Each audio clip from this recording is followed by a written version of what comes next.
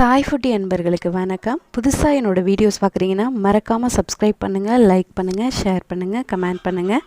என்னோடய வீடியோஸ் ஃபுல்லாக பாருங்கள். கருணைக்கிழங்கு குழம்பு எப்படி செய்கிறதுன்னு பார்க்கலாம். இது என்னென்ன நன்மைகள்னு ஃபஸ்ட்டு பார்த்துருவோம். மூட்டு வலிக்கு ரொம்ப நல்லது, அப்புறம் மூலத்துக்கு ரொம்ப நல்லது, தலைவலி இதுக்கு எல்லாத்துக்குமே ரொம்ப நல்லதுன்னு சொல்லுவாங்க. என்னென்ன தேவைன்றதை பார்க்கலாம். ஒரு பழுத்த தக்காளியாக நறுக்கிக்கோங்க. சின்ன வெங்காயம் கொஞ்சம் நிறையா எடுத்துக்கோங்க. கொஞ்சமாக ஒரு கருவேப்பிலை கொத்து எடுத்துக்கோங்க. தாளிக்கிறதுக்கு சோம்பு, வெந்தயம் எடுத்துக்கோங்க. கருணைக்கிழங்கை எடுத்து அவிச்சிட்டு சின்ன சின்னதாக கட் பண்ணி எடுத்திருக்கேன்.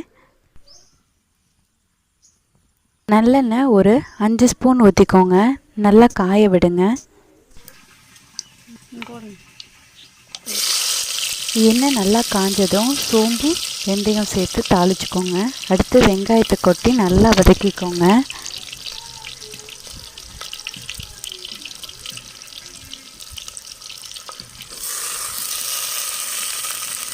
வெங்காயம் நல்லா வதங்கின பிறகு தக்காளியை சேர்த்து நல்லா வதக்கிக்கோங்க. அடுத்து கருவேப்பிலை சேர்த்து நல்லா வதக்கிக்கோங்க.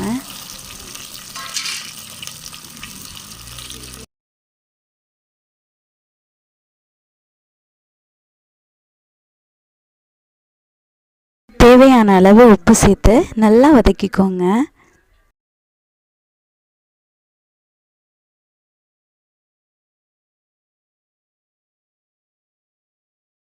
நல்லா வதங்கின பிறகு நாம் நறுக்கி வச்சுருக்கோம் இல்லையா கருணைக்கிழங்கு, அதையும் சேர்த்து நல்லா வதக்கிக்கோங்க.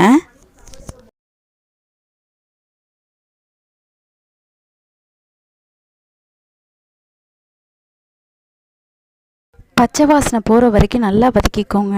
ஏன்னா கருணைக்கிழங்கு நாக்கு அரிக்கும், அதனால் எண்ணெயில் நல்லா வதக்கிக்கோங்க.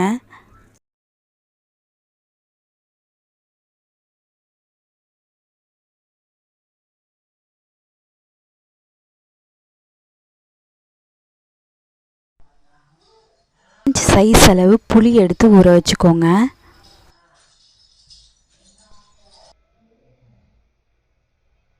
ஸ்பூன் மல்லித்தூள் எடுத்துக்கோங்க. 2 ஸ்பூன் மிளகாத்தூள் எடுத்துக்கோங்க.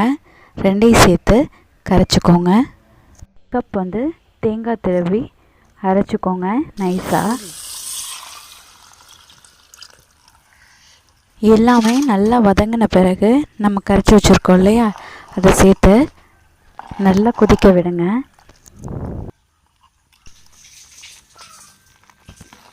இப்போ பார்த்திங்கன்னா குழம்பு நல்லா கொதி வந்துருச்சு. ரொம்ப தண்ணியாகவும் இல்லாமல் ரொம்ப திக்காகவும் இல்லாமல் நீங்கள் குழம்பு இறக்கிடுங்க.